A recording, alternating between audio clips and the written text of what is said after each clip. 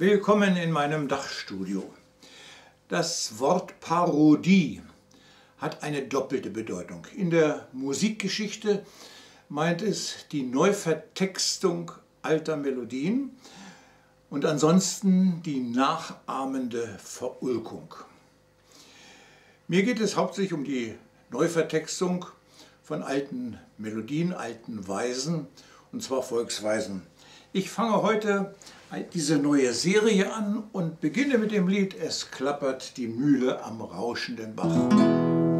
Es klappert die Mühle am rauschenden Bach, klipp, klapp. Bei Tag und bei Nacht ist der Müller stets wach, klipp, klapp. Er mahlet uns Korn zu dem kräftigen Brot, und haben wir solches, so hat's keine Not. Klipp, klapp, klipp, klapp, klipp, klapp. Flink laufen die Räder und drehen den Stein, klipp, klapp. Und mahlen den Weizen zu Mehl und so fein, klipp, klapp. Der Herr Bäcker dann Zwieback und Kuchen draus bäckt, der immer den Kindern besonders gut schmeckt. Klipp, klapp, klipp, klapp, klipp, klapp. Wenn reichliche Körner das Ackerfeld trägt, klipp, klapp. Die Mühle dann flink ihre Räder bewegt, klipp, klapp. Und schenkt uns der Himmel nur immer da Brot, so sind wir geborgen und leiden nicht Not. Klipp, klapp, klipp, klapp, klipp, klapp. Und jetzt die gleiche Melodie noch einmal mit einem neuen Text.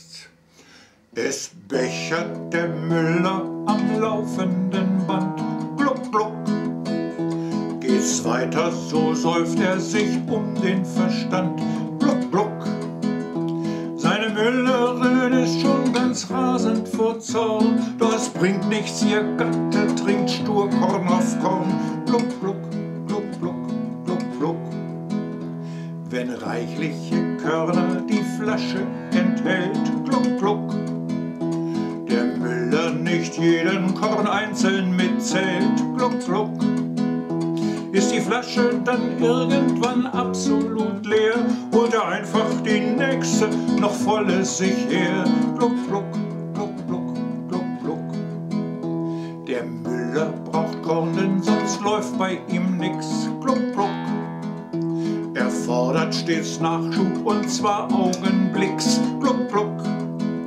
Ganz besonders hat's ihm Doppelkorn getan, denn mit doppeltem Korn ist man schneller im Tran, gluck, gluck, gluck, gluck, gluck, gluck.